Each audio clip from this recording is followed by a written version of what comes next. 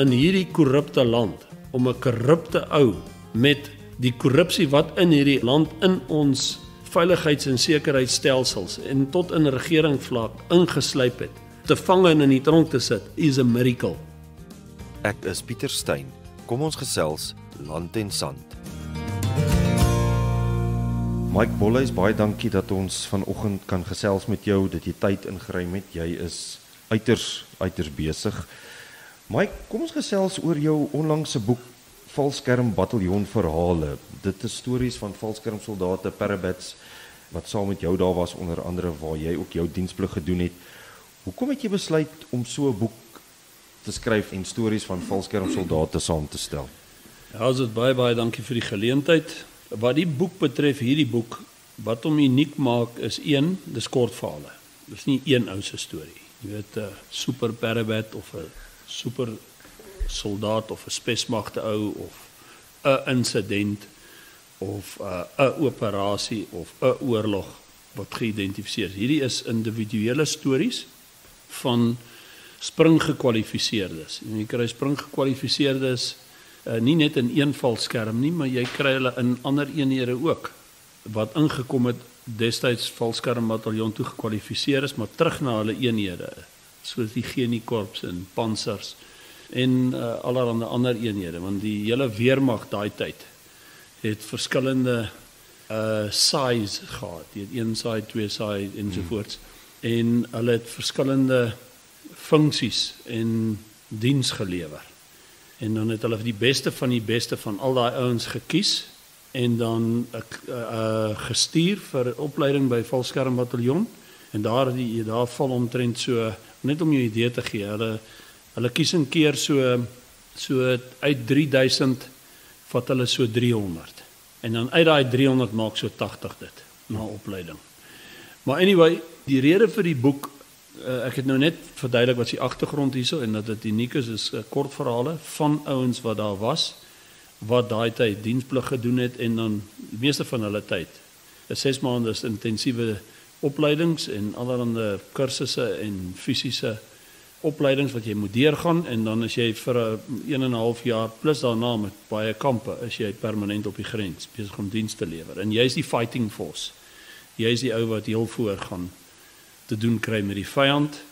Jy is die stormtrooper. Jy is die ou wat daar voor is in die aksie gaan beleef, is die parabats. En dan natuurlik die spesmagte ook, dis die rekkies. Dis ouens wat voltyds aansluit en net verder bou op dit wat hy reeds bereik het as parabat en dan verdere kursusse in omtrent alles deurgaan van duik tot spoorsny tot you name it. Dis 'n taal en algehele the full package deal.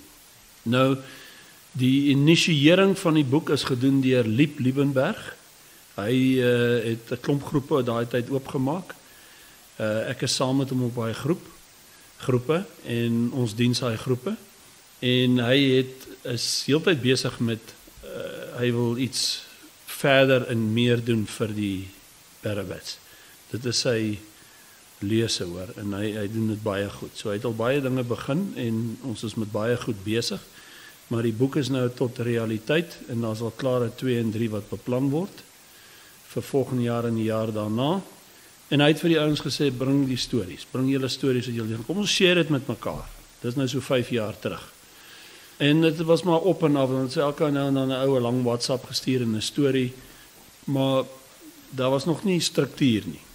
En toe op 'n stadium het Dirk van der Wal en Anien van der Wal, sy dogter, het saam met Liep ingespring en begin die stories skryf, hulle het gevra e-pos dit en daar was heeltyd 'n beweging, maar dit was baie slow go.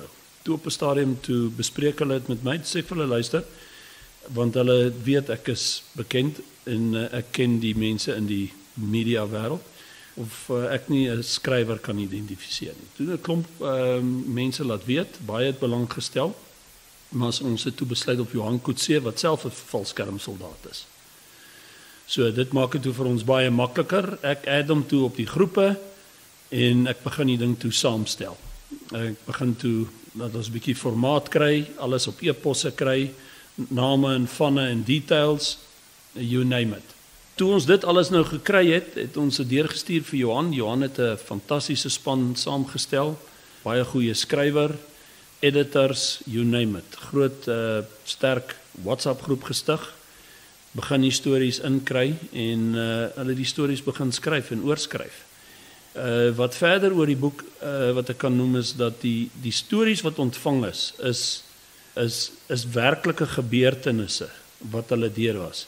Die skrywer het wat dit vir ons geskryf het van die stories wat party van hulle verbatim net so geplaas is, maar is ook vir skryfdoeloneindes so geskryf dat dit aanklank sal vind en verstaanbaar is vir die publiek wat dit lees. Want hierdie boek is 'n rede is vir die ouens dat hulle history kan herbeleef, dat hulle daaroor kan praat en dat hulle kinders en die wat nie weet nie, presies weet wat is 'n valskermsoldaat, wat het hulle deurgegaan, wat het die opleiding behels, wat was die hartseer, wat was die lekker, die hele storie, want daar's altyd 'n hoë dink van 'n valskermsoldaat, daar's altyd 'n onus oor wat hulle deurgaan het, beleef het en ervaar het, en wat hulle vir die land gedoen het. Nou hierdie kleur het mooi in, die stories, en dit is baie heartwarming en dit is baie nodig, want dit het ander geïnspireer om nou ook te skryf en om bietjie daaroor te praat.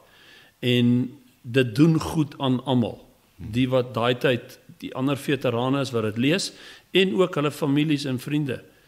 Want nie elke ou skryf 'n storie nie, maar nou het jy 'n pa wat in die valskermbataljon was en jou kinders lees dit wat 'n ander valskermbataljon lid verduidelik in sy storie en dan dit maak daai hele kommunikasie oop, daai hele destydse alles wat ons deurgegaan het, maak dit oop en dit is interessant ook. Maar dit is baie dit het 'n terapie tot die ding en dit het die ouens baie gehelp om hulle waarde weer te identifiseer. Ou mense verloor partykeer 'n bietjie stabiliteit, geheue en hulle denke oor hulle self en hulle vermoëns. Almal raak oud en dit is tog so op die einde van die dag raak ou mense op 'n stadium weer heeltemal anders soos 'n kind waar jy na moet omsien.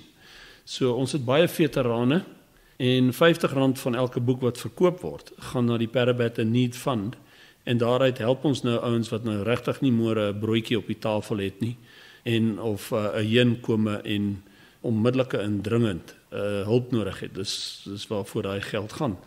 So die hele goeie doel van die boek met dat ons praat uit en verduidelik hoe dit is ons natuurlik seker gemaak want daar's verskriklike goed want onthou dit is die rofste, taaiste, kwaaiste ouens in daai tyd in die weermag besig met aanhoudende oorlogvoering kan jy maar sê op die grense so jy los daar bietjie van verbeelding oop. Jy gaan nou nie in detail sê jy weet so geskied is dat die brein sal oor 'n plek gelê of ledemate het hier gelê of dit of die of daai jy het die skrywer wat dit bymekaar sit het dit reg gedoen en goed gedoen sonder om die stories wat geskryf is se originaliteit te beïnvloed. So you get it. En dit is regtig goed geskryf en dit bring nog steeds die guts and gore en alles uit without the coloured in weergawe over descriptive. So dit is baie sensitief, reg en goed gedoen, maar ek moet afsluit oor die boek deur dit te sê. Dit is absoluut 'n godgegewe geskenk. Hierdie ding het vandag een af is deurtrek met gebede en ondersteuning en ons het alles aan die Here opgedra, van die voorblad tot die intro, tot die stories, tot die mense wat betrokke was, die skrywers, almal, myself die samesteller, Liep, Dirk, Aninale en almal wat betrokke is. En dit is 'n reuse sukses. Hy is sterk op pad nommer 1 toe. Ek dink nou die dag was hy op nommer 3 as beste verkoper en dis in 4-5 maande, né? 4-5 maande. Ek dank die Here uit die diepte van my hart, ons almal doen. Ek praat namens almal, al die skrywers, al die Parabats, al die spesmagte, almal wat ons ken, almal wat spring gekwalifiseer. Ek praat namens hulle almal. Dat ons is dankbaar vir die geleentheid en dankbaar vir dit wat die Here deur ons vir ons gegee het om te laat doen en kon suksesvol afhandel en mee voort te gaan in boek 2 en 3. Waar het jy groot geword? Waar was jy op skool? Het jy op hierdie plot groot geword of hoe? Ja, ek hou nie van die woord plot nie. Dit klink nooit lekker nie. So dis 'n klein hoewe. So ek het hier groot geword. Laerskool die Poort. Ek is nou 65, so ek was op 2 of 3 plekke al in my lewe waar ek gebly het, maar hier die meeste.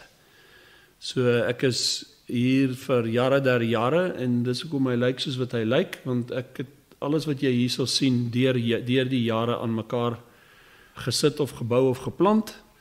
En ons is uiterse natuurliefhebbers en diereliefhebbers. Daar hier reg voor my kantoor kan jy sien, daar's die 350 flaminke, dis my eie badge. Dis nie die wat ons daai tyd gered het nie, dis my badge. Dis die greater flamingo, daar's 'n paar lesser flamingos en ruby flamingos. En hulle is die mees suksesvolste private flaming program wat jy kan kry. Hulle broei tot 3 keer 'n jaar, wat ongehoord is. En hulle is absoluut 'n plesier, nie net vir die oog, maar vir die perseel ook. So al die jare hier groot geword, alles ouer geword ook hier. En my kinders ook, daar's my kinders, Rochelle is oor die 40 al, 2 kinders, Bolly is op pad 40 toe, 3 kinders. Annegien is die middelste een, hierdie foto is baie oud. Annegien is in Luxemburg, sy is 'n professor by universiteit, ek dink sy gee Engels en kuns.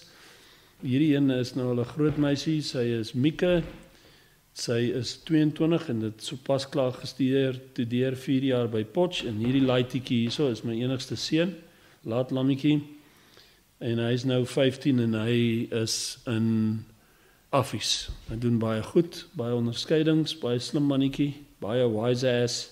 Jy ken die jong manne, 15, weet alles. Ja, nee, dis iron sharpens iron stadium in die huis. So hy het 'n bek aan hom hoor.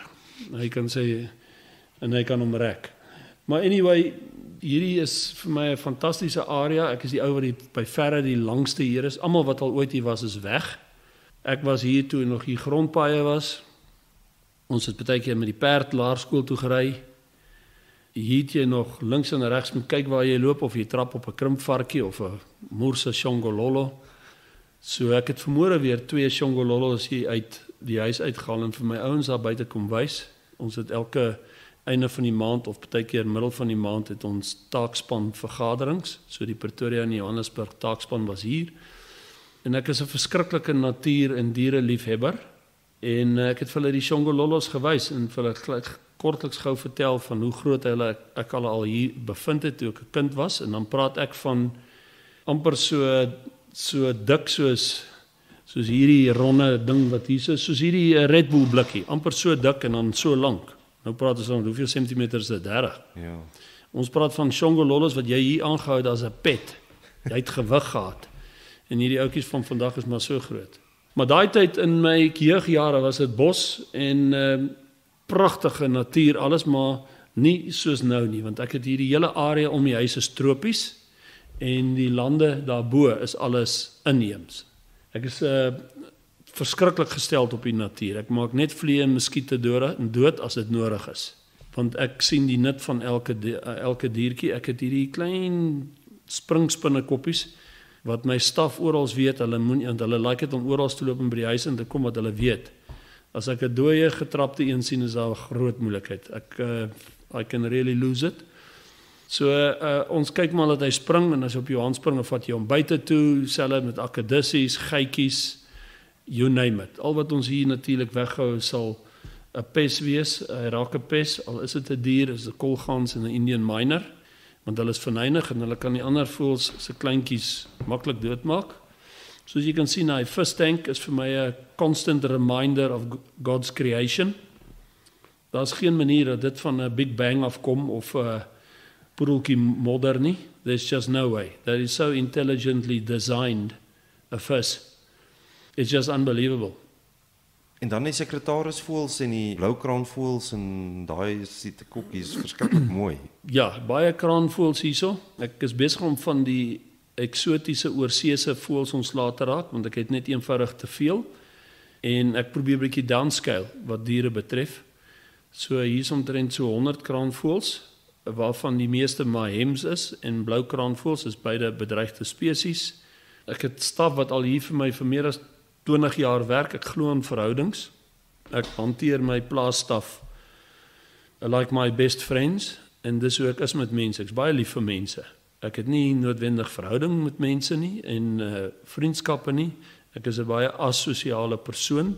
Ek kan nie vir jou sê ek het 'n beste vriend of die of daai, maar ek het mense vir wie ek, alle mense is ek lief voor, maar hier en daar is daar een of twee wat ek voor lief en dierbaar is. En dit sal nou my vrou wees, en dan van die ouens wat vir my werk, en dan van my staf. Ek het mense met wie ek deel, sal ek toelaat om 5 minute in my liggaam te leef.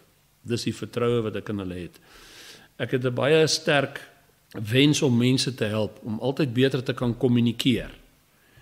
Want die ironie is, as jy hoor mooi, perfekte kommunikasie toepas, dan gaan niemand hel toe nie. Want ek skoei perfekte kommunikasie in ieder geval in lyn met die Bybel.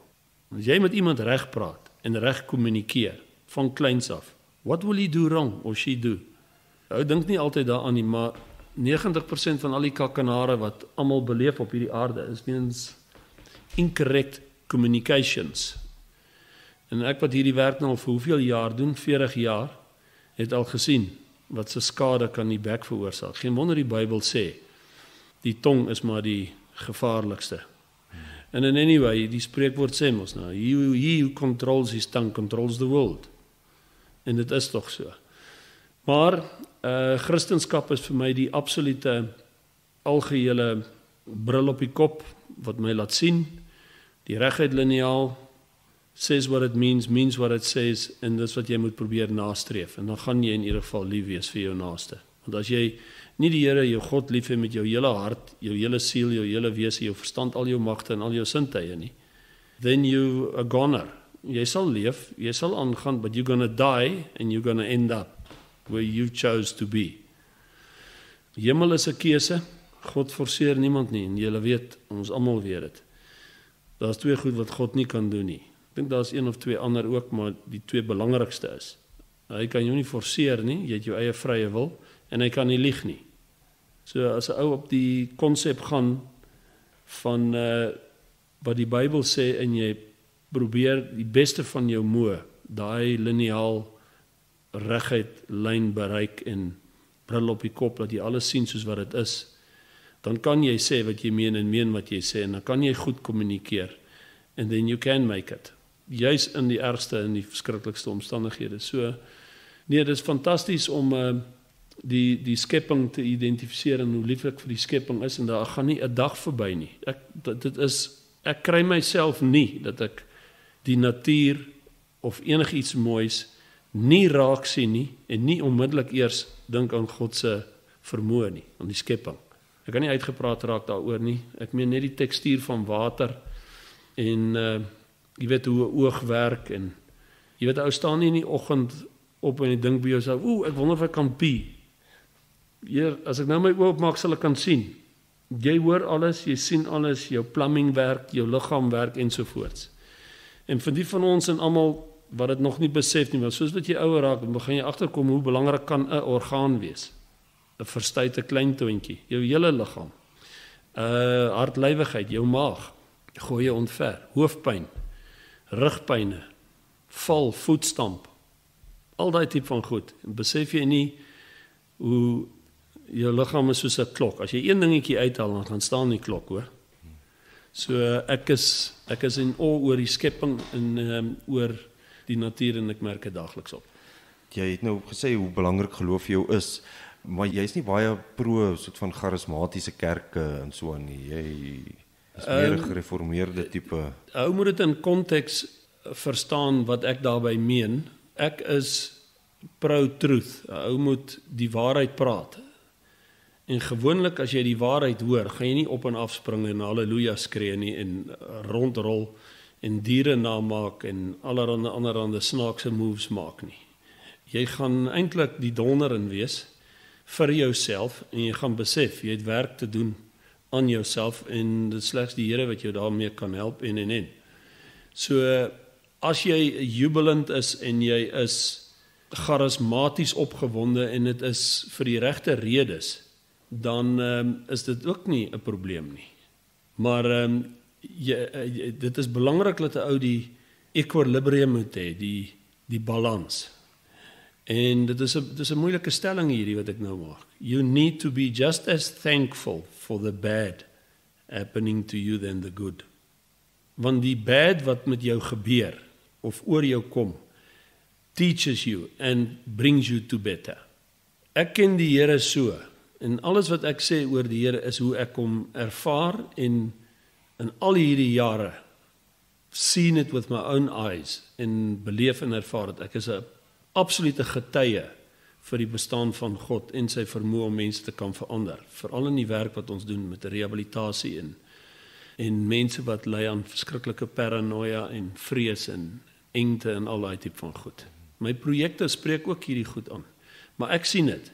En as jy 'n goeie verhouding het met die Here, dan kom dit op 'n basis neer. Jy kan nie die Here uitvra nie, jy gaan hom nie kan vasvra nie, en as jy hom gaan vra vir 5, gaan hy jou 7 gee. So, jy kan nie eers die goedheid van God naasten by antisipeer, vir as jy nie deur verskriklike goed deurgaan. En ek was al deur verskriklike goed. En ek het al die verskriklikste sake beleef en gehanteer. En ons doen hierdie werk al vir 40 jaar. Ernstige geweldsmisdade. Kinderverkrachting, pedofilia, allerhande seksuele misdrywe en. Plaasmoorde, allerhande ernstige aanvalle en. Misdade teen diere, die natuur, kubermisdade, die ergste wat jy aan kan dink, sextortion, extortion, sweetheart scams. Die absolute gewetenloosheid, die absolute gewetenloosheid van die mens, wat jy optel in die sake wat ons ondersoek, wat mense aan ou ooms en tannies doen, wat hulle lewensmate verloor het en al hulle pensioengeld steel. En dan nog steeds dat hulle na daai hekke toe sal laat loop om die laaste R50 vir hulle te bring. Daai tipe van gewetenloosheid. Jy moet weet, as ek hierdie ouens kry, fok ek hulle op van 'n kant af. Maar jy kry hulle nie, en daar is so baie. So ek het fisiese kant aan my. 'n Christen is jou gevaarlikste ou, hoor. Want hy sê wat hy meen en hy meen wat hy sê. En jy moet nooit vergeet nie. Die Here het sy lewe en sy lewenstyl op aarde is daar vir ons om, kan jy maar sê, copy and paste en follow. Follow me as I follow Christ, sê Paul. En die Here sê ons moet hom volg. So op 'n stadium het die Here duidelik in die skrif toegelaat deur sy Heilige Gees dat die verwoesting wat hy gesaai het in die tempel. Hy het op 'n dag dit spesifiek geïdentifiseer, wat vir my sê, uit voorbedagte rade en beplanning het hy 'n sweep gevleg.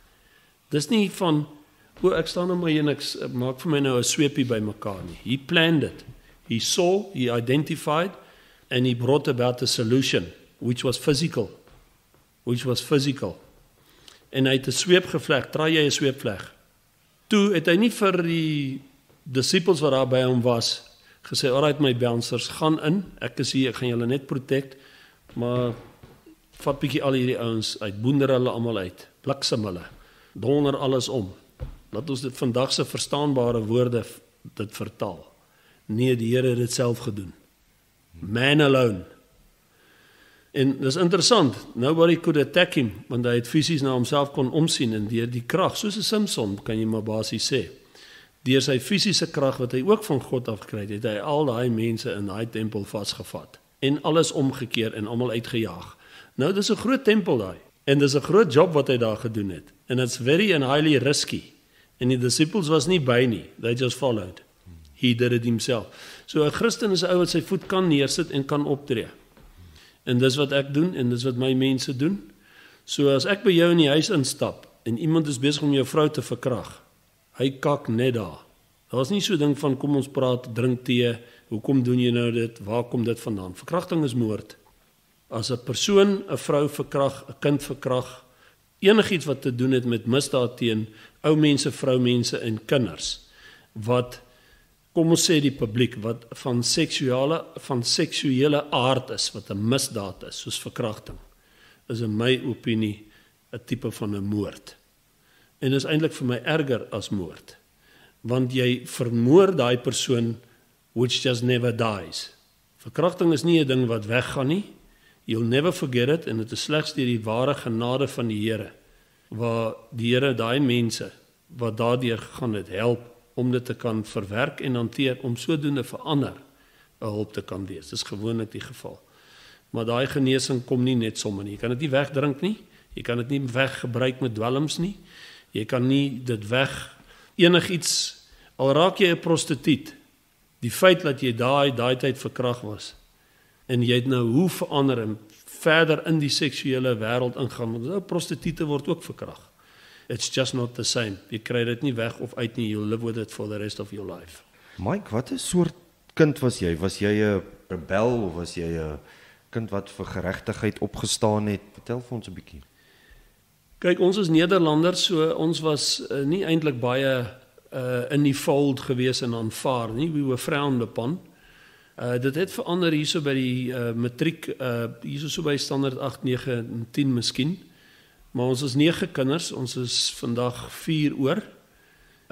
My tweede oudste broer is dood in 'n skietongeluk en my 4de oudste broer is toe dood hy was 'n superboef geweest. Ons het hom éventueel gevang, toegesluit.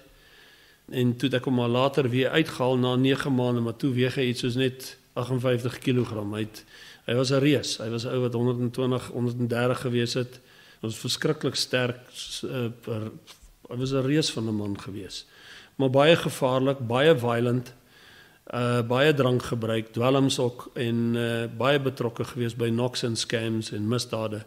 En deur die jare het almal dit maar agtergekom en gesien en geweet, ons dra kennis daarvan. Ons het hom elke keer gearresteer, vasgevat, self pak slaag gegee al hier in hierdie kantoor. Ek is van plan om in die toekoms, as daar wel geleentheid is, want baie wil 'n boek skryf oor die veiligheid en sekuriteitslewe wat ek mee betrokke was. Dan sal ek bietjie meer uitwy oor dat ek spreek misdaad aan as dit onder my dak gebeur of met iemand van my eie vlees en bloed.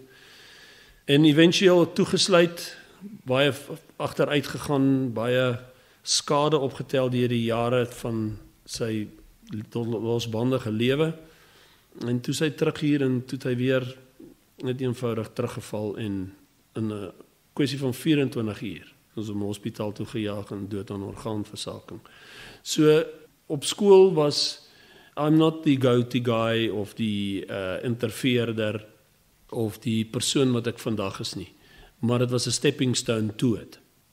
Ek het in 'n matriek 'n jaar 'n insident beleef waar ek onvoorwaardelik ondeurdag toegetree het en 2 ouens verskriklik uitmekaar uitgeslaan het wat besig was om girls te terroriseer by 'n petrolstasie wat groot mense was. Ek was 'n kind, ek was 16. En ek was verbaas en die maatjies was verbaas. En die skool was verbaas want dit was die volgende dag in die koerant en my pa is hoof van verkeer. Maar 'n goeie berig en 'n mooi berig. En dis waar ek begin interfereer het. I took that stepping stone en begin toetree. Na die skool het ek gekies vir die hoogste en die beste wat ek kan doen en bereik en dit was die Parabats en het dit gemaak en goed gedoen 2 jaar en daarna omtrent 2 jaar met kampe. Uiters suksesvol, verskriklikste, taaiste, kwaaiste, ergste opleiding waarin jy kan dink. Another stepping stone wat ek het my hele lewe nog lank ook gehardloop, van laerskool af, hardloop en geoefen, hardloop en allerlei oefeninge gedoen, maar daarna, na die army het ek meer begin om ook ander behalwe hardloop oefeninge te doen, so ek het begin met die pull-up projek van 'n jong tyd af, en vandag is ek 'n verskriklike gedrewe pull-up expert, as jy dit so kan noem. Ek doen, as ek op my top is in 'n week, between 700, afhangende van wat die Sondag val, en 900 pull-ups. En dit is 3 keer 200 en dan 'n 300 stel. Nie eenmalig nie, is logies. En ek doen die moeilike pull-ups. Ek doen nie die rondswaai en ruk en optrek nie. Ek doen flat standing pull-up. En dis kom my hande so lyk. So my hande is permanent hakke. Eelte. Dis net eelt, baie dik, baie hard. En ek kan nie oor my gesig was met hierdie hande nie, dit krap my vel. En as ek ergens iets wil krap, dan gebruik ek my hande se eelte, maar anyway. So tot vandag toe nog doen ek hy pull-ups en dis ook al wat ek op konsentreer. Ek hardloop nog steeds en ek doen bietjie hier en daar CrossFit oefeninge tussenin. Maar glo my, al doen ek dit al vir hoeveel jare, duisende 'n jaar, né? Ek is na elke keer as ek geoefen het, kan jy dit voel, veral nou dat ek ouer is. So dit werk my hele liggaam. Daar's nie so ding dat dit nie my bicep oefen nie. Daar's nie so ding dat dit nie my boutspiere oefen nie, want jou hele liggaam éventueel trek saam, want dit is so baie wat jy doen. En ek hou rekord daarvan. Ek het 'n pull-up projek en ek stuur eenmal 'n maand 'n voice note uit na my groep toe en ek gee vir hulle terugvoer oor die pull-up projek.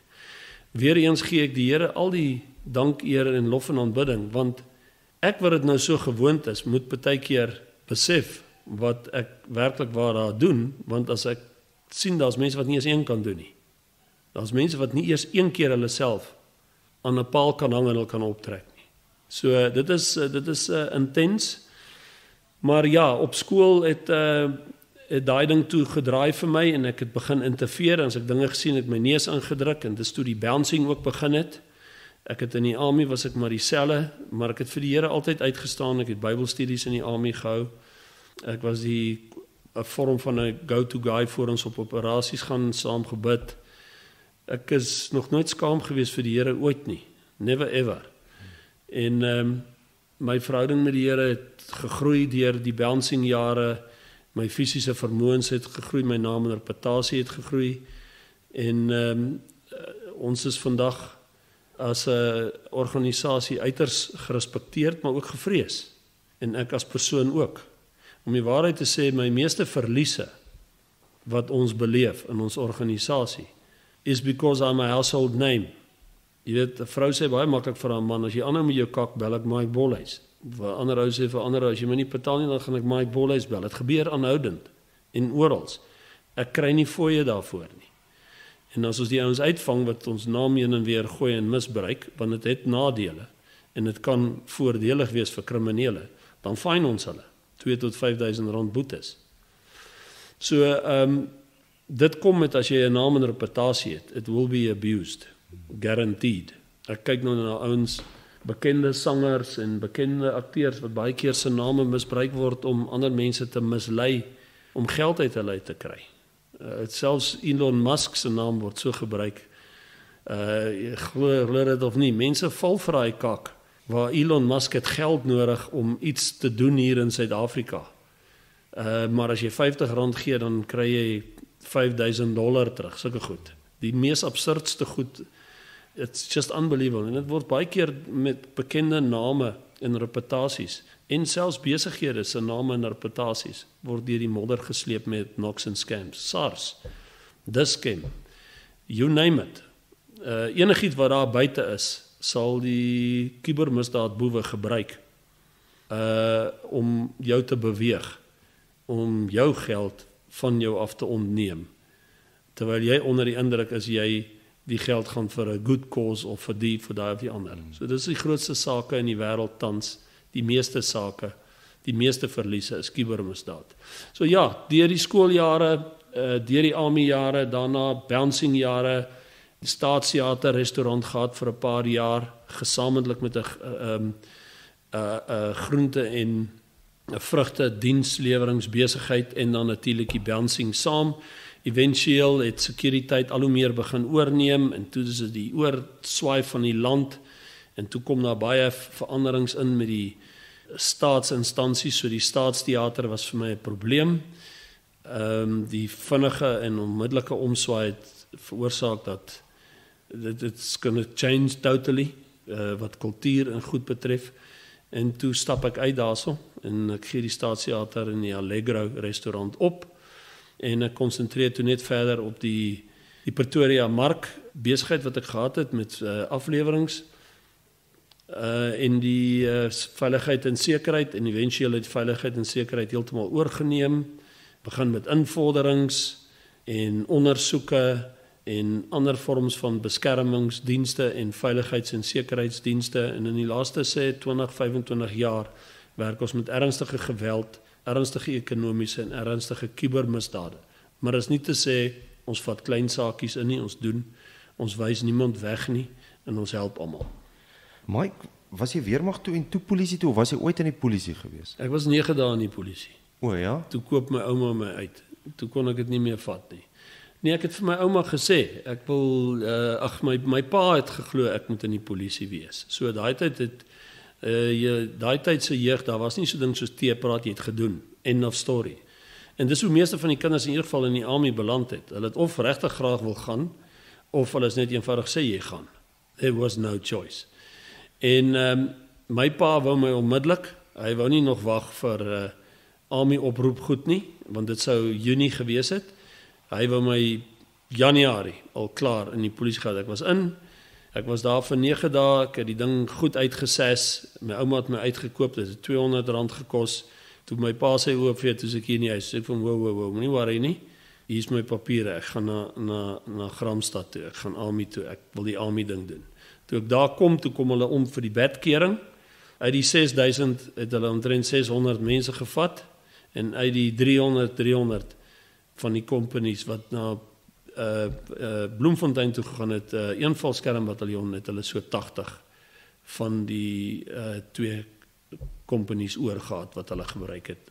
Charlie Company en Bravi Company. Ek was in Charlie Company. Ek wil so 'n bietjie praat oor die uitsmyter daar, die bouncer daar. Was dit voor die tyd wat dit half 'n soort maffia geword het? Want nou is die bouncer amper half 'n soort georganiseerde misdaad maffia kartel op sy eie. Ja, nee, die bouncing het heeltemal verander. Daai was in die beginstadium. Ons het maar die hele bouncing begin saam met ouens in Johannesburg en dwars oor die land weens nagklubbedrywighede. Maar daai tyd was bouncing nog skoon. Jou probleme wat jy gehad het was met ouens wat stry oor rugby en drink of baklei oor 'n girl en drink of net drink en baklei. Daar was niks anders nie. Daar was nie dwelms nie. Die ouens het begin bietjie met dabble in steroids, want ons daai ouens maar net beheer. Maar dit het toe afgeskop naderhand baie vinnig in rasse skrede en toe kom dwelms in. And that's where the problem started. Toe maak ek al die nagklubs toe wat ek kan toemaak. En dit het toe gewerk, maar het 10 jaar gevat. Want toe kom daar raves uit. En jy weet so goed soos ek, 'n rave is water en dwelms. En chill rooms en allerhande goed. En so het allerhande ander vorms van losbandigheid al hoe meer en meer obvious begin raak. Dat meer stripclubs oopgemaak, prostitusiehuise en so die losbandigheid en die hele mindset van mense het al hoe meer begin wetteloos raak. En daarmee kom gepaard misdaad en allerhande ander misdade. Ernstige geweldsmisdade, ontvoerings, moord. Daar's baie bouncers wat mekaar doodgemaak het. Behoofde van bouncers wat uitgevat is. Groot biker gangs het ook daai tyd hulle self begin al hoe meer hulle vuiste wys soos die Max en die Hells Angels. En het maar jou hande vol gehad. Maar ons het daai tyd almal saamgewerk. Daai tyd het ek en die Max goed saam geoperate. Ons het ooreenkomste gehad, mutual respect. That's it. Maar jy kry die rogue ouens wat moeilikheid maak en dan moet jy hom verwyder, dan moet dit weer die bikers ontstig of wat ook al, maar dan sort ou dit uit. Op die einde van die dag jy het alles daar fisies daai tyd gedoen. So daai tyd as daar oor en weer gebliksem was, dan is dit nie polisie sake nie, you just carried on. Ek meen jy hanteer dit. Maar die Hells Angels het ook heeltemal begin uitdraai en dit begin erger raak en daar was maar altyd 'n tipe van territorial en onderlangse ongemaklikheid tussen al hierdie groepe, al die bouncer groepe, al die bikers groepe en kan jy maar sê die jeug tot middeljariges. Dit is nie 'n maklike ding. So nie almal het saam, jy weet, gekeier nie noodwendig nie en baie ouens het territories uitgesit en daar geoperate. Maar toe die drug trafficking eers inkom en die dwelms begin eers inkom en dis groot geld, toe verander die hele ballgame en dis toe dinge wild en erger raak. En natuurlik steroids ook, moet nie vergeet nie, steroids het 'n baie groot rol gespeel want die bouncers gebruik dit om te bou en om te oefen En dit maak hulle aggressief. En dit jaag die testosteroon op, verskriklik. En daar was al baie skade onder die mense verrig deur verkeerdelike gebruik van steroids en natuurlik baie verslawings het begin wys in die dwelms ensovoorts. En jy weet, dinge het net heeltemal verander. Maar toe sê ek uit daar. As mens bietjie na jou geskiedenis kyk en lees oor jou, dan is dit amper soos 'n cowboy fliek. Jy was 'n paar keer in hegtenis geneem. Die meeste van die kere is jy onskuldig bevind, maar daar was 'n keer wat jy skuldig gepleit het, dink ek, en opgeskorte vonnis gekry het. Ja, ek het baie sake teen my gehad. Ek was daai tyd geïdentifiseer as een van die Catch 22 groepe wat hulle wou aanspreek. Dit was die bynaam gewees vir daai polisieeenhede van die DOV. En dit was om spesifieke geïdentifiseerde mense te ondersoek. So ek het baie geëerd gevoel dat hulle Mike Bolhuis en sy mense sou ondersoek, soos wat hulle nou die Helderberg vliegtuig sou ondersoek of die moord of daai vermiste persoon. Dit was dat hulle 22 geïdentifiseer. Ek was nou een van daai. En hulle het eventueel met jarelange se ondersoeke wat tydens en aanlopend was terwyl ons aangegaan het, oor die 300 klagtes teenoor my saamgestel en dan begin ou maar die proses. Ja, in die begin was daar 'n arrestasie, maar ek het borg gekry. Die borg was hoog. Baie van my operators was gearresteer. Hulle het vryborg gekry of kleiner bedrag. Maar ek kan onthou daai tyd my borg was hoog. Dit was ek dink omtrent R300 000 en ek het eventueel alles teruggekry. Ek het by die borgvoorwaardes gebly. Ek moes in die begin elke oggend en aand by Sinnewil Polisiestasie teken. En daar was verskriklike beweringe wat gemaak was en valse klagtes wat teenoor ons gebring was tussen meestal na my en dan omdat ek opdraggewer en baas is.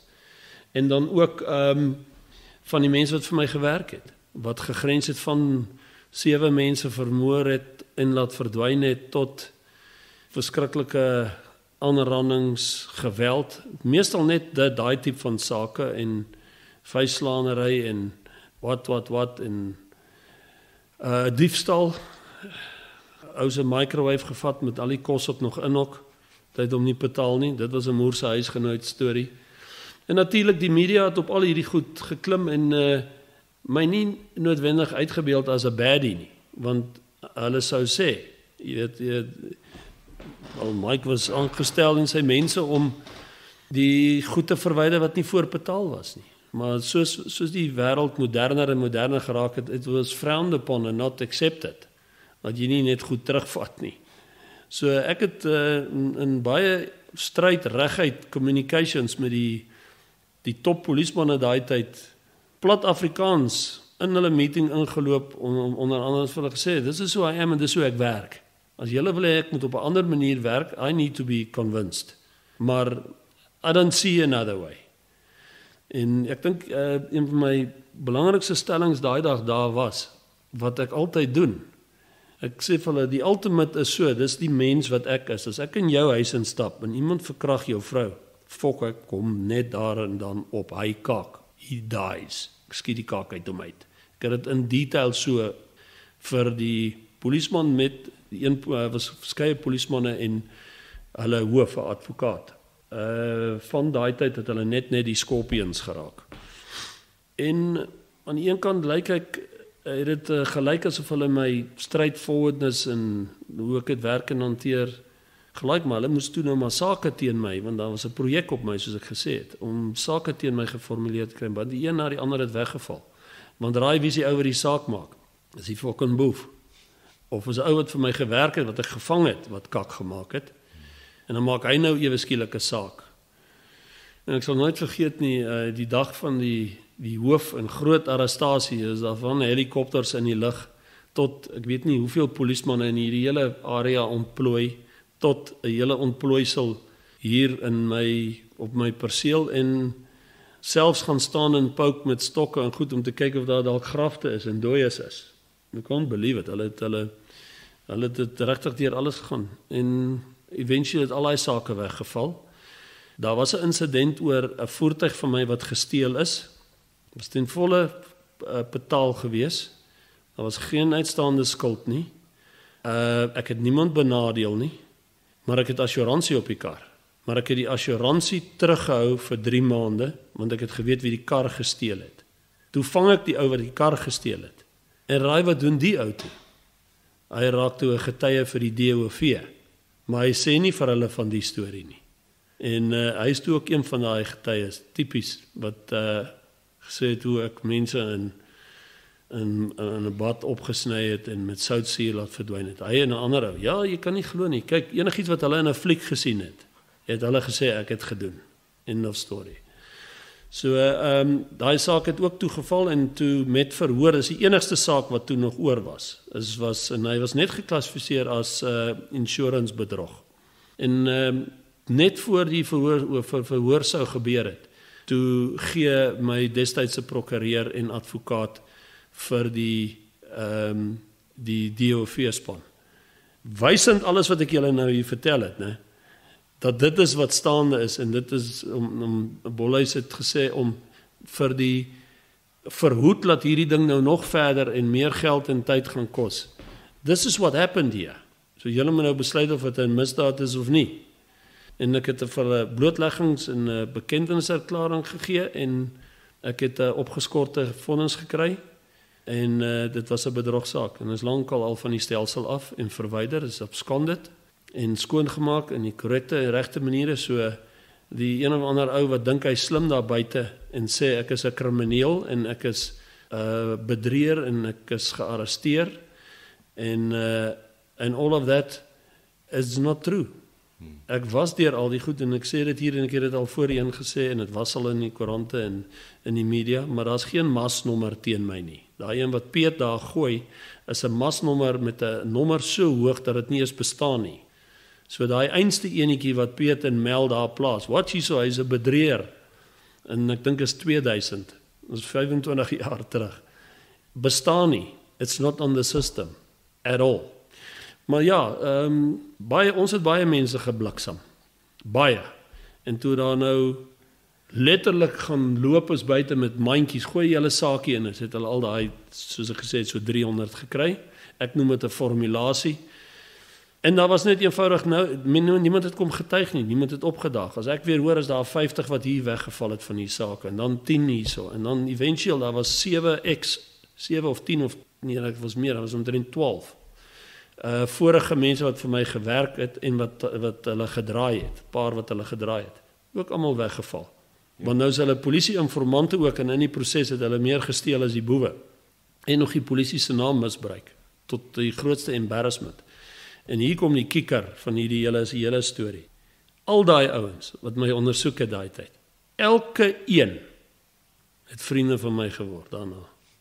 En een van hulle, nee, mis meer as een, daar so 10 van hulle uit daai geleederheid, wat vir my kort en af en aan gewerk het en een van hulle werk nou nog vir my. Jy het nog van Piet en Mel gepraat, maar ek wil 'n bietjie gesels oor die sake wat nou veral die bekende sake en die bekendes wat jy ondersoek het of betrokke by was. En een van die is advokaat Barbie. Ja, nie vriende nie en nie vriendin of enigiets nie. Hy het vir my 'n bietjie gewerk as 'n bouncer, as 'n advokaat. Dirk Prinsloo, ja, hy het rukkie vir my gewerk as 'n bouncer. Maar ek het vinnig opgetel dat hierdie ou is 'n sexual deviant. En natuurlik Barbie, so hulle het hier aan so nou en dan aangekom, nooit genooid nie en dan het ek hulle net getolereer tot op 'n punt. En dan het hulle gesê gaan want dis hoe ek operate. So hy het baie hard probeer om close to me te wees en daar is ouens in die verlede wat dit al gedoen het, maar daai was maar die ergste geval. En dit was ook nie lank nie toe begin ek agterkom ek gaan na hierdie ou met ander oë moet kyk en dis toe die polisie my gekontak het. En ons het 'n intensiewe ondersoek opgesit en the most horrific things geïdentifiseer baie vinnig. Maar ek was nie verbaas nie, gesien dis is in hom.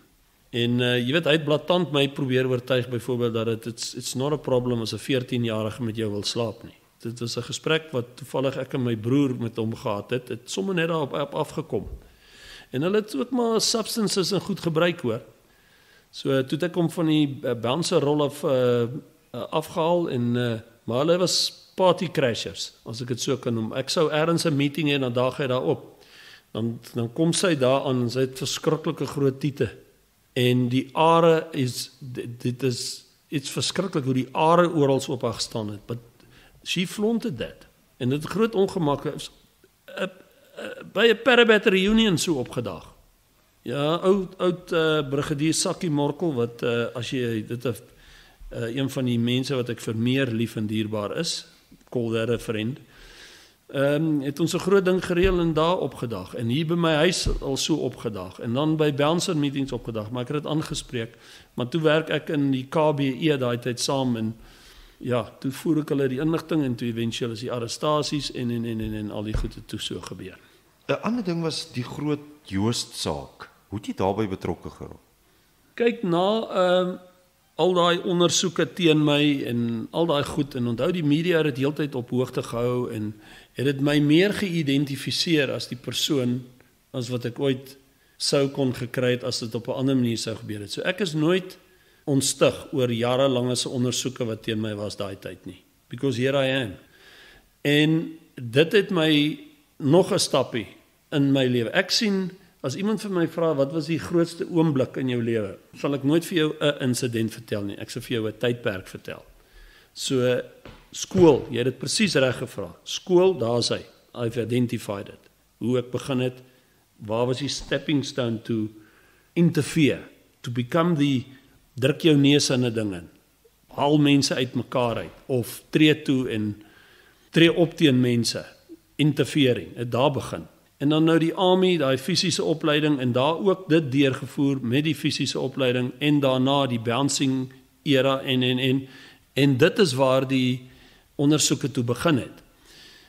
Dit deur is ook 'n era wat vir my baie belangrik was, want dit het my geleer van hoe ran jy 'n goeie gang, want onthou ons was 'n gang, gesien as 'n gang. Bouncers was nog nooit gesien as they are seen as a necessity, maar hulle was nog nooit werklik waar gesien as 'n instansie wat jy sal respekteer nie. Jy vrees hom net. So ek het dit kon verander. En die hele ding van al hierdie ondersoeke en alles wat ek deur was en eventueel net daai een saak op daai manier bygelê het op my eie vrye keuse. Ek kon op verhoor gegaan het en heel moontlik sou ek die ding nog gewen het. Ek dink ek sou 'n sterk punt kon gemaak het. Ek het presies geweet wat gebeur het, hoe is die voertuig gesteel, wat gedoen is, en toe ek die ondersoek klaar gedoen het, en die ou daaroor wil vasvat en inbring, want ons het daai tyd ouens laat haal, toe draai hy ewe skielik staatsgetuie teen my. En dis toe ek nou maar die polisie saak maak, en die eis insit, en ek sou dit so verduidelik, het presies net so. Maar die kar, ek het nie die bankgeld geskuld nie, ek het niemand anders te geld geskuld nie, ek het myself geensins verryk van watter aard ook al nie. Maar die insidente in my lewe, die lewenstye, ek sal nie een wil oor hê nie, maar ek sal dit weer so wil hê. So ek is nie ontevrede met enigiets wat ek ooit deurgegaan het nie. Nooit. Niks. En ek moet werklik waar myself probeer nou oortuig soos ek hier dink, om eerlikwaar te kan sê, I wish I've done this otherwise. Want ek sien dit so, dat as daai ietsie nie daai jaar terug gebeur het, I wouldn't have been what I am now. Ek kan dit nie in 'n ander manier sien nie. As ek enigiets uithaal, is dit in my opinie soos van jy haal 'n part uit 'n engine uit. The engine might still go, maar hy gaan eendag uit oppak.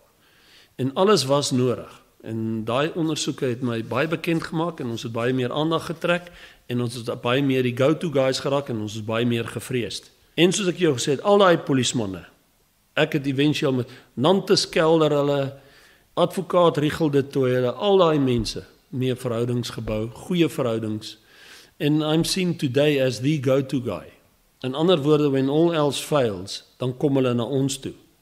Want hulle weet ons kan 'n ding reg kommunikeer, correct communication, reg konfronteer if necessary, and we can take the correct action if we have to.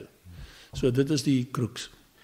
Is dit hoekom Joost van der Westhuizen na jou toe O ja, gekom sorry. het? So ja, Joos het na my toe gekom want Joos was daai tyd betrokke met die verkeerde ouens, die Ralph Heinze, selfs hierdie bekende Steve Hofmeyer en baie van die bekendes was betrokke daai tyd met ouens soos Ralph Heinze ensovoorts. En dit was 'n probleem want hierdie ouens, hierdie gangsters, that was the real shit. That was real gangsterism daai, hoor. Onthou, dis nou die Ferry Barnard groepe en manne wat daai tyd en bouncers wat saam geoperate het en hulle het real gangsterism toegepas en extortion. En Joos was nou maar ook net een van daai goed met Kala Botale en almal daai ouens deurmekaar in Bongo wat dood is nou, ook wreed gesterf het. So hulle het hulle het Joos maar opgesit. Met die vrou wat in die Ja, seksvideo hulle het al die goed opgesit. Hulle het verskeie kere die girls gereël. Hulle het drie keer getraai. Die derde keer het hulle, die eerste keer het die kamera net omgeval. En die tweede keer was die handsak van die zip nie dit toegemaak, die lel het oorgang. Die derde keer het hulle hom reg gefilm. En hy het toe 500,000 betaal daar, hè. Maar die storie het baie groter gaan as wat dit is, want die einste ouens waartoe hy gehardloop het met die probleem, het die probleem net baie groter gemaak, maar was die einste ouens wat agter die extortion gesit het. So dit was 'n knock and scam, dis wat ons dit noem. Alhoewel hierdie prostituie en hierdie vrouens presies geweet het wie Joos is, was hulle direk verbonde met hierdie kriminele. En die oomblik toe die vrouens met hierdie moves kom en Joos toe na die verkeerde ouens toe hardloop, toe neem hierdie gangsters nou maar hierdie vrouens in en gebruik hulle as tools en dis toe hulle die geld geëxtort het. En 'n moerse storie en baie slim maniere. So hulle weg met daai geld en dis toe Joos na my toe kom en sê nee, yes, like. Toe klik hy nou nog nie, onthou toe weet sy vrou nog nie, niemand weet nie. Maar Joos is nie die skerpste mes in die laai nie, streetwise.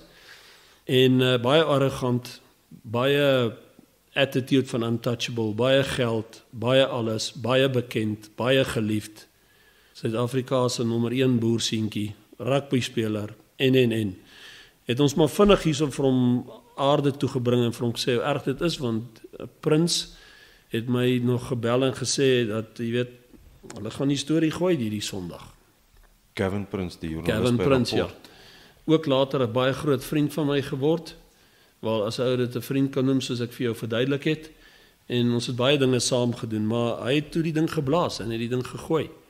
En daai tyd, soos jy weet, dit was elke tydskrif op alle kanale everywhere en ons het die ondersoek gehardloop. Ons het gekyk na die oorspronklikheid van die video, of dit so is of daar enige beïnvloeding was, daar was nie. Ons het al hierdie goed gesê en ons het vir Joos probeer uit te hou om nie sy mond te spoel nie, maar dit was maar moeilik. Hulle het hom maar oral hier en daar uitgevang en sy Amor was heeltyd onder die indruk dit is nie waar nie, dit is beïnvloede materiaal en maar die penny het toe maar eventueel gedrop. Maar ons as spesialisondersoekers in hierdie tipe van sake, jy kan nie daai tyd jou bevinding gee voor die tyd nie. En jy kan nie die klaar wat na jou toe kom net eenvoudig onder die bus gooi nie. So as ek radio-interviews gedoen het of TV-interviews en hulle my gevra het, is hy skuldig, dan sê ek ons is besig met 'n lopende ondersoek. En as ons ondersoek klaar is, sal ons 'n bevinding gee. En ons kan ook slegs net hierdie bevinding gee publiek as ons toestemming het. Ek kan ons nou nie net sê vir die publiek, hoor jy, al hierdie goed is waar en dit is so. Na Joos my aangestel het om eerstens om te beskerm teen die gangsters en almal wat hom traai extort het en ouens wat al sy borge en goed wou inbring en die TV-stasie waar hy kommentator op was wat hom wou fire. Ons moes al daai goed stop. En ek moes nog die familie beskerm en daar was familielede van Amor se kant af wat Joos wou opfok oor hierdie ding en so dit was my, ek het my hande vol gehad met Joos. Joos was seker een van my grootste sake. Ja. En ons was baie besig en ek het baie ouens gehad wat my kom help het. Ek meen die einste ouens het hier kom sit en gevra hoe kan hulle help? Ouens wat gek was oor Joos. Maar bekende ouens in die polisie en ouens het gekom om almal te help. Generaal Bushi Engelbrecht was hier. Daar was ander generaal of twee en dan Piet Beileveld was hier en almal het maar gekyk wat hulle kan doen. Maar ek het kolonel Luke Enslin aangestel om die saak te behartig en te hanteer en hy het begin alles inkry en. Ons het duidelik die ding gesien. En daai was die begin van 'n beïnvloeding van 'n klomp bekende mense deur hierdie gangs. Ja, nee, ek meen ons het al stupid goed gehoor hoe van die bekende mense sê, hulle vind dit baie cool om saam met die gangsters te operate en te gaan uit eet. Dit is 'n hele ander belewenis. Al sulke stupid goed. En dit is so, ons het dit al gesien. Daar is mense wat net eenvoudig gefassineerd is om dit by mobsters en gangsters en die Gottis en die Al Capones te wil draai en by betrokke wil wees en ek weet nie, dis 'n zeitgeist of iets wat hulle beetpak. Maar toe het ons 'n klomp van hierdie bekende mense gewaarsku en vir ons sê, luister, hierdie mense, you their newest, latest best friend, maar you are their worst enemy as well, maar hou hulle worst enemies closer than their best friends.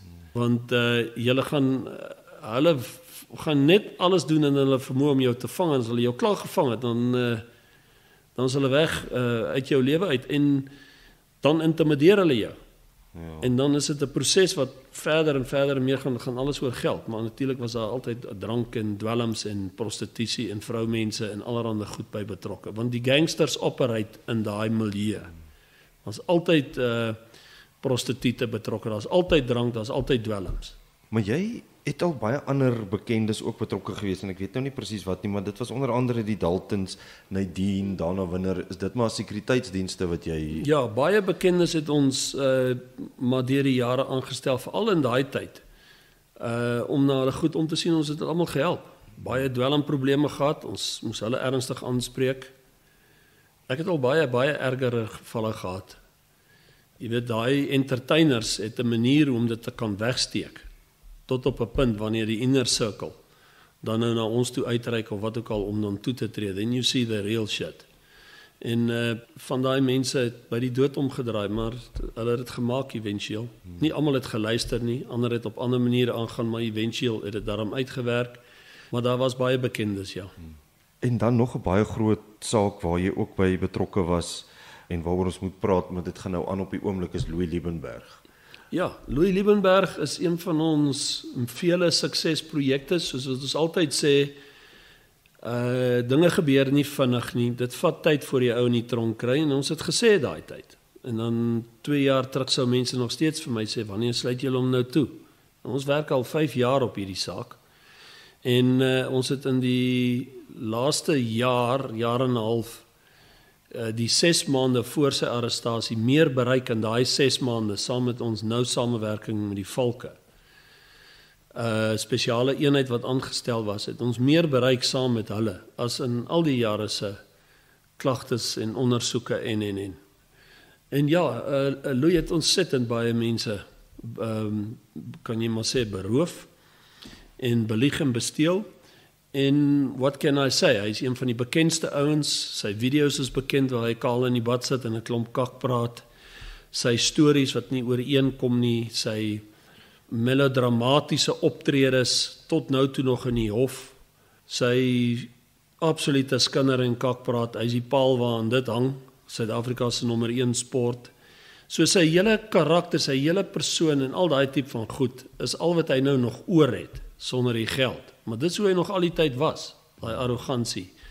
Hy is heeltyd reg, almal is verkeerd, en die verandering van al sy stories en inligting en die vergroting van 'n ding. Jy weet, hy is die ou wat vir jou sê hy het so 'n groot vis gevang. As jy verstaan wat ek meen, ons het so klein visie en maar die hande is baie wyd uitmekaar uit. So hy is waar hy moet wees. Hy is 'n gevaar vir homself in my opinie. Hy is 'n gevaar vir homself en 'n gevaar vir die samelewing in my opinie. So it's better that he's incarcerated. Want hy kan mense beïnvloed. Hy het 'n manier, hy het 'n gevolg gehad, dit het ons baie lank gevat om al die mense te draai en almal die penny te laat drop. Jy moet weet, vir die saak waar ek op die meeste aanhoudend mense gewaarsku het, was die Louis Liebenberg saak. Moenie betrokke raak. Die tweede meeste saak waar ek hierdie waarskuwings gegee was op Piet en Mel Viljoen. Aanhoudende waarskuwings. So ek het al baie Ponzi schemes, baie Knox and scams, baie wanvoorstelling, bedrieg, diefstal sake ondersoek, waar ek mense lankal en aanhoudend waarsku. Aanhoudend. Maar sure as hell, môre is hulle oortuig. Koop hierdie pakkie en jy kan dit kry. Ons het die hele klug van dit bewys. Jy kan vir die lesers, vir die luisteraars onthaalwe gerus die laaste projekplaas van Louis Liebenberg, wat nou binnekort sal uitkom, hy sal 'n link hê tot al die ander projekte. So die hele Louis Liebenberg saak, van dag 1 af, van ons begin af, sy betrokkenheid, van projek nommer 1 tot 18 en 19 wat nou uitkom, is beskikbaar. By ons is alles op skrif en ons plaas alles oor in die publiek om ingeligte besluite te kan neem. En nou eers in hierdie laaste paar maande het ons gesien dat mense besef. Dit is fake, daar was nie diamante nie, die astronomiese bedrag gelde wat betaal is, dit is total pie in the sky, dit is wanvoorstelling, bedrog, diefstal, dit is rampokkery in sy ergste graad. Dit is 'n kult, dit is 'n absolute kult. Dit is 'n zeitgeist. Ek meen, dit is 'n gees wat hierdie mense, dit is gierigheid, dit is astronomies hoe die mense vir hierdie stront val. En ek kry verskriklik baie in alle milieus van al ons ondersoeke, mense wat net eenvoudig nie luister nie. Jy kan vandag vir hom sê, moenie hierby betrokke raak. Kyk hoe waarsku ons oor Black Friday. Hoe waarsku ons daaroor? In hierdie week gaan ons honderde sake kry van mense wat gescam was. Mense se fone wat gekloon was. Mense se groceries wat alles gesteel is uit sy kar. Mense se karre wat gesteel is. Mense wat ontvoer is. Kinders wat weg is. En. It happens. So silly season is nou op pad. Hy is al klaar en ongoing en in Desember kry ons baie van hierdie goed. So ja, Louis is 'n reuse saak, reuse sukses en hy gaan nog lank loop. Die geld is weg. Bougas, net so groot saak, net in 'n hele ander vorm, kleiner bedrag. Piet Melviljoen, dieselfde. Willem Kok, die dieselboef, nommer 1 dieselboef in Suid-Afrika.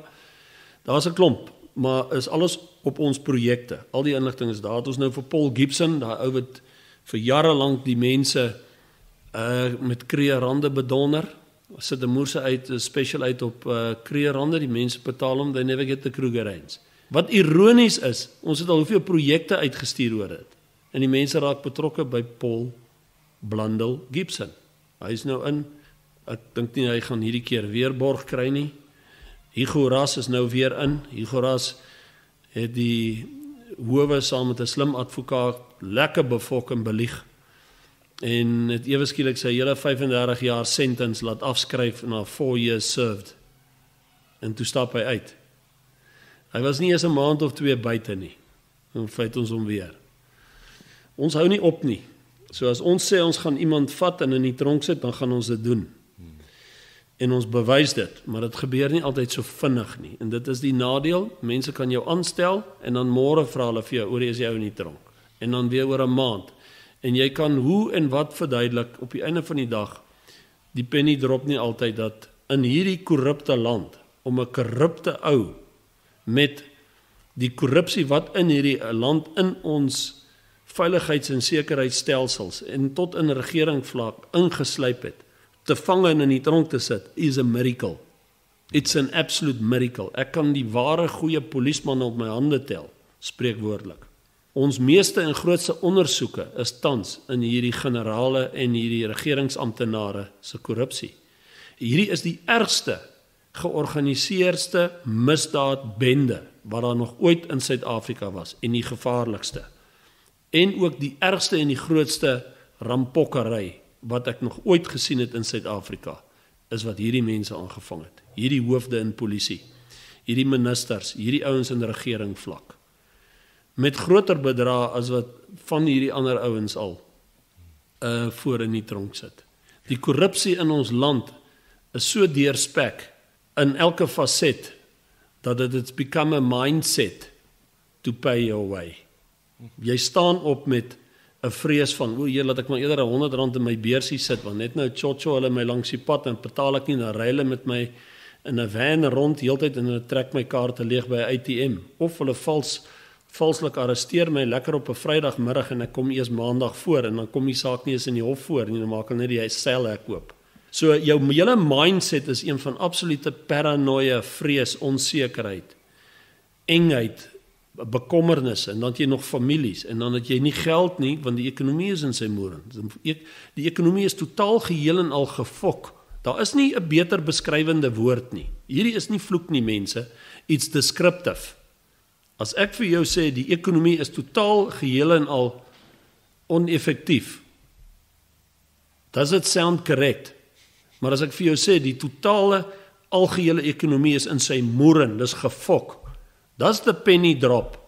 So die armoede is nie net 'n curse nie, dis ook een van die grootste redes hoekom daar soveel misdaad is.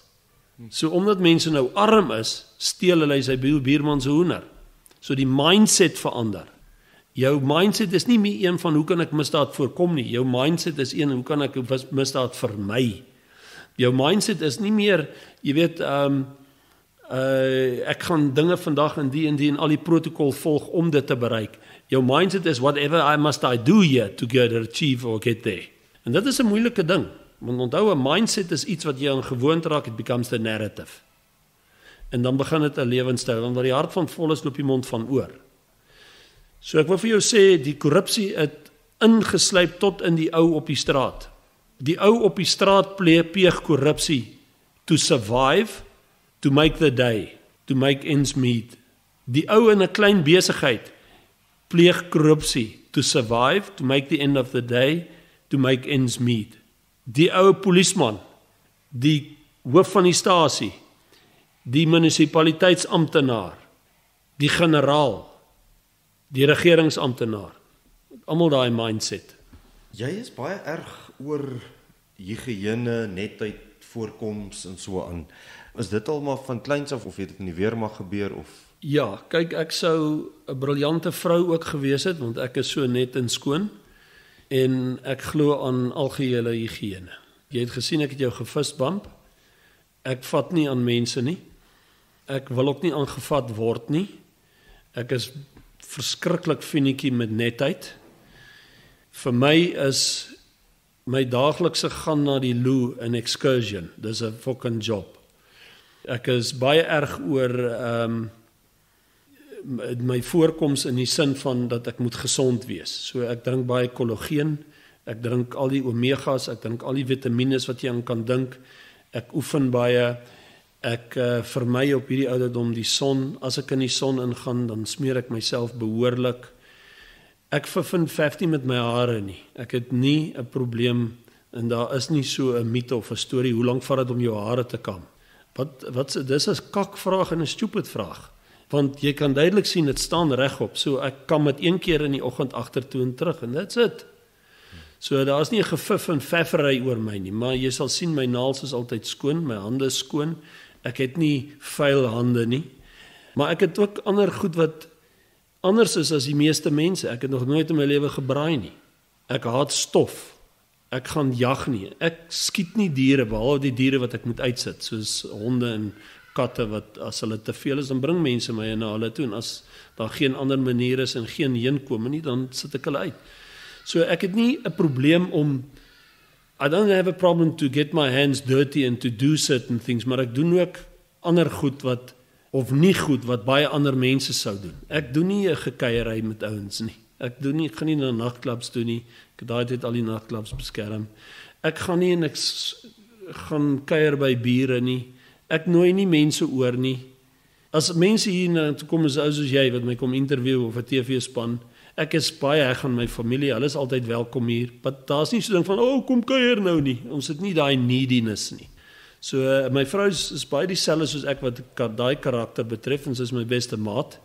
Sy is my beste vriend. She is the real friend. Sy is ook die liefde van my lewe en die kinders ook. Ek het fenominale kinders, doen goed op skool, onderskeidings, mooiste kinders, kyk maar daar. Jy gaan nie mooier kry nie. Ek dank die Here vir alles, vir elke ding wat ek hier sê. My gesin is absolute juweel, my kosbaarste besitting, and what you put into your family is what you're going to get out. So they're my biggest investment. Almal dien die Here met hulle hele hart en siel en gees en al hulle vermoëns. Jy kry nie by ons sulke goed soos dat een nie op 'n ander ou se foon kan kyk nie. Daar's geen goed wat ek baie keer hoor, so 'n probleem is in die gesinne, waar een hierdie kant iets doen, een daai kant iets doen, en die een is so privaat hier, en die ene gaan doen 'n ding op sy eie, en. Daar is nie so ding nie, daai klein jakkalsies, does not exist. Maar die wêreldse respek het hulle vir my, hulle sal nie met my werk lol nie, en hulle sal ook nie uit nuuskierigheid vra oor my werk nie. It's a standard norm. Jy vra nie Mike oor sy sake nie. As jy toevallig van sy sake lees, sal jy dit hoor op die radio of in die media. So daar's strict rules and regulations in my huis. Jy het gehoor, ek sê daar vir jou voete af. Ek sê dit maar as gewoonte, maar ek is baie net oor alles. En alles moet perfek wees. Ek hou my vinger op hierdie tuin. Jy sal sien, daar's nie by my bome wat verkeerlik groei of ergens nog gesnoei moet word of iets nie. It's all kept. Ek is 'n briljante gardener. Jy kan my kantoor hier sien, jy kan sien die vistank is skoon, die goed op my tafel is skoon en net. Ek is 'n perfeksionis, absoluut. Ek is soos wat die mense sou sê, anal. Is vir my 'n kompliment. En ja, ek hou van lekker ryk. My kleintjie dood is parfums. Ek het 'n verskriklike groot kolleksie van parfums en horlosies. Parfums wat ek like is meestal ouds, en ek like die rare goed. Ek gebruik tans 'n reeks, maar ek wissel maar af Kajal. Dis daai Arabiese oud reuke wat daai ouens met die lange rokke en goed dra. Dit is 'n fenominale reuk, en ek kry ontsettend baie komplimente as ek het vandag Jimmy Choo aan. As hulle my ruik, hulle sê hulle like dit. En maar in ieder geval, ek like 'n reuk omdat ek daarvan hou, en dit dra goed op my. So ja, netheid, as ek op SABC en ENCA en al daai TV en nuuskanale doen ek die Mike Bollys T-shirt, No Drugs, No Violence, en ek is al bekend daarvoor vir daai T-shirt. Maar ander interviews is ek goed soet en taai. Jy het nou gesê jy draf gereeld, en jy het in 'n stadium gedraf met 'n klein pistool in jou speedo. Doen jy nog die pistool en die speedo ding? Nee, ek sal met die pistool hardloop as daar iets na ons toe kom. Daai tyd met die Kretcher ondersoeke op een stadium het ek met die 9mm shot gehardloop, maar jy sit hom nie in die speedo en jy hardloop met hom in jou hand. Jy omdraai hom net, ek vat 'n droë waslappie want jy raak nat as jy hardloop. Dan draai ek hom net toe, en ek het groot hande, so hy hardloop maklik. En onthou, in die army het ek met Moorse guns gehardloop, waarvan die swaarste LMG's is. So speedo het ek daai tyd gehardloop. Ek was dunner as ek het baie meer lyf aangesit weens gym en CrossFit, maar ek het dit gedoen om die tan te vang. En tot op 'n stadium waar ek net eenvoudig besef het dat ek, ongeag wat ek alles op my sit, dit is nie goed om soveel in die son mee te wees, toe ek dit verander na middag draffies toe, en ek draf met 'n gewone boxer hardloopbroeke en 'n Triple S T-shirt. Ek is ouer nou, en ek dink nie, dit het enigiets te doen met, nou besluit ek gaan nie nou meer met 'n speedo draf nie, ek dink ek net eenvoudig besluit, ek hardloop nou met ander klere, vir 'n keer, en I prefer it. Ja, daar was stories daai tyd, altyd, jy sal dit moes kry, en maar dit was nooit, it was known, almal het geweet, dis wat ek doen, want ek het dit oor see gedoen, waar ek ook al was, as ek in Thailand was, het ek daar so gehardloop, en dan kak hulle jou uit, hulle like dit nie. In Italië het hulle my fucking gearresteer, en ironies genoeg op pad na die polisiestasie toe ry ons by 'n billboard verby met 'n girl wat net 'n stel bra en klere aan het.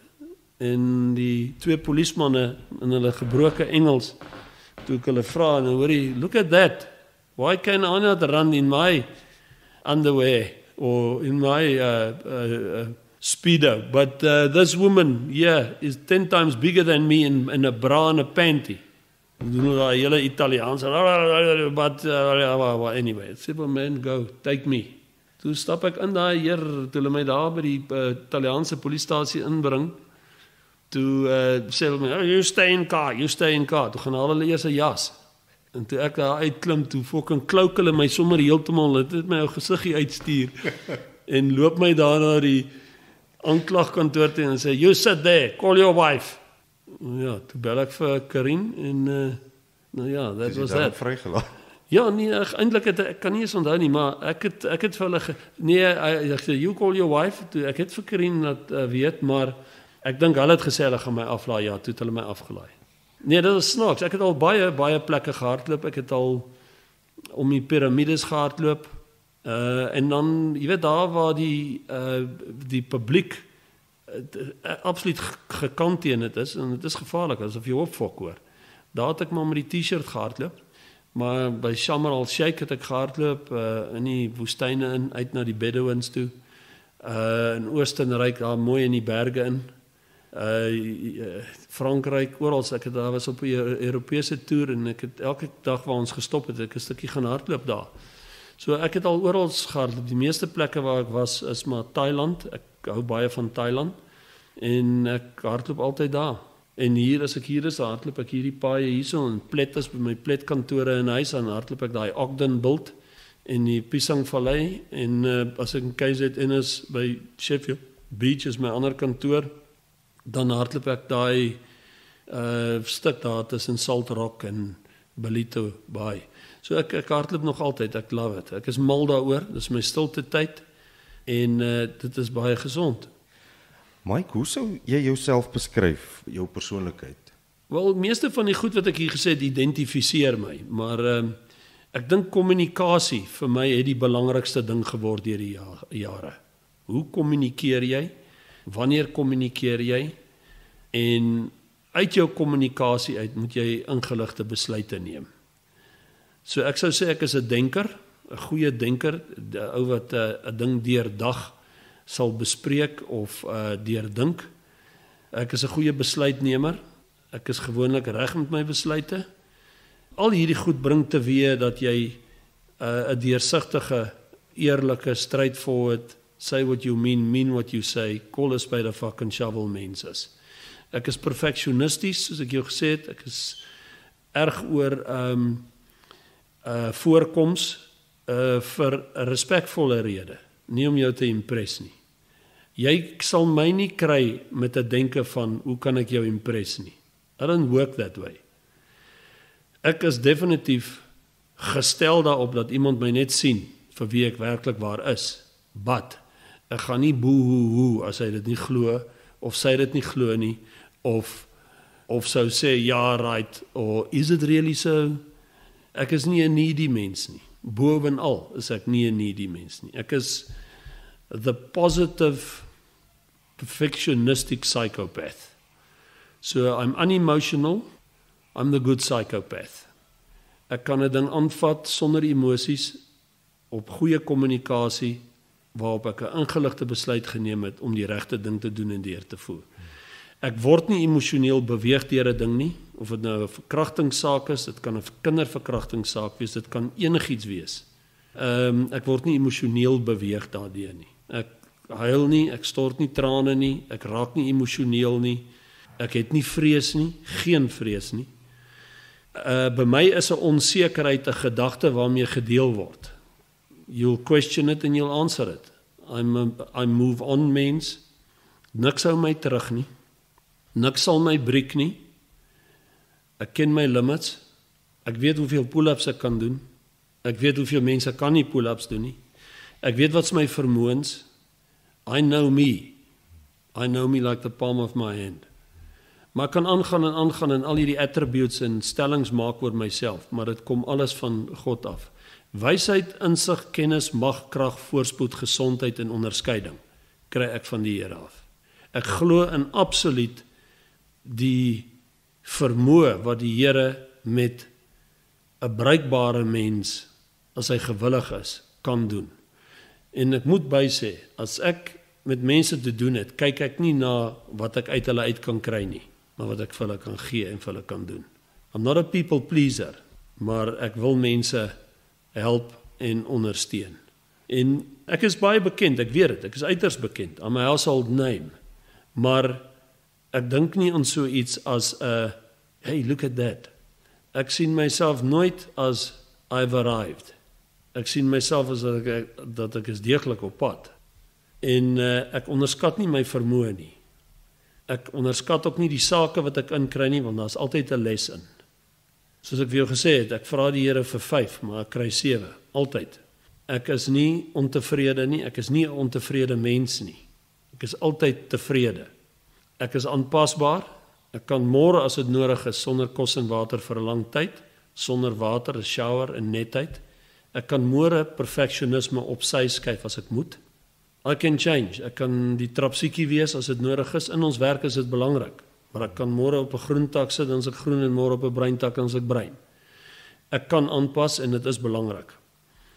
Ek sien enige in alle situasies rakende myself en alle mense that you cannot afford to make a mistake, therefore don't. Is daar iets waarop jy trots is? Ek is alles oor trots wat ek nou gesê het. Ek is trots oor my vermoë, ek is trots oor wie en wat ek is trots oor my bekendheid, ek is trots oor any and everything that I'm involved with. Maar jy kry partykeer 'n tipe van trots wat so liggies uitstaan bo die normale waaroor jy alles trots is. En dit is die spulletjie, my familie. Dit's 'n achievement wat jou elke dag in die oog staar, is different. Dis 'n lewenspad. Dit is, jy weet, as ek die firste sien, dan is ek trots oor hoe ek hom daar gekry het en hy's daar, but then it's done and dusted. En ek is trots as ek hom nou sien. But this you live with daily, your family. En dit is 'n permanente daaglikse, wat jy die spreekwoordelike duimenie onder die arm sit, en ek is trots daarop. Ek is trots oor die feit dat ek die verhouding met die Here het wat ek het, en dat ek daai geleentheid gebied was, en dat die Here my daai kans gegee het, en my gered het, en oorskrydend oor alles wat ek hier nou vandag vir jou sê, there is no bigger sinner than me. Daar is geen. Ek is die grootste sondaar wat jy kan kry, juis omdat ek soveel weet, en nog steeds sondig. So I'm trying to achieve not to sin, not to do things wrong. And that takes extreme control of your mind, your mindset, jou manier, hoe jy optree, jou toetredes, jou beslissings wat jy neem, en. Maar ek is die ou wat eerder een kan staan en sê, wees my arme sondaar genadig.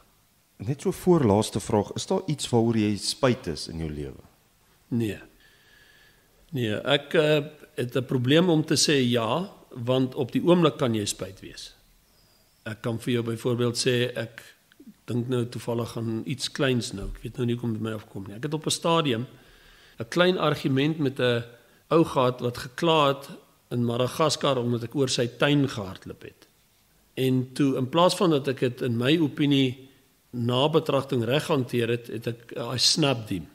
I didn't take it serious. Ek was besig om te hardloop, en dis iets wat ek altyd ook realize, as iets verkeerd gebeur het, then it must be corrected. Dit is maar soos pleisterwerk. As jy die een swaai oortrek, is nie te sê hy is verkeerd nie, maar hy is nie perfect nie. It needs to be perfected, you have to go back. Jy gaan terug met die troffel. En toe het ek van 'n muurtjie daar afgespring, uit frustrasie uit, omdat ek hom nou gesnap het. En ek het daar verkeerd geland met my enkel. En ek het 'n klein senuweetjie seer gemaak op haar enkel. En daai ding het my 2 jaar gepla. Ek het gehardloop met hom, ek het hom behandel, en my ortopeed het vir my gesê, dit gaan omtrent 2 jaar vat vir daai ding om weg te gaan. En kortison gespuit ensovoorts. En hy het net eventueel weggegaan. Maar dit is 'n insident spyt. Ek moes nie oor van daai muurtjie afgespring het nie.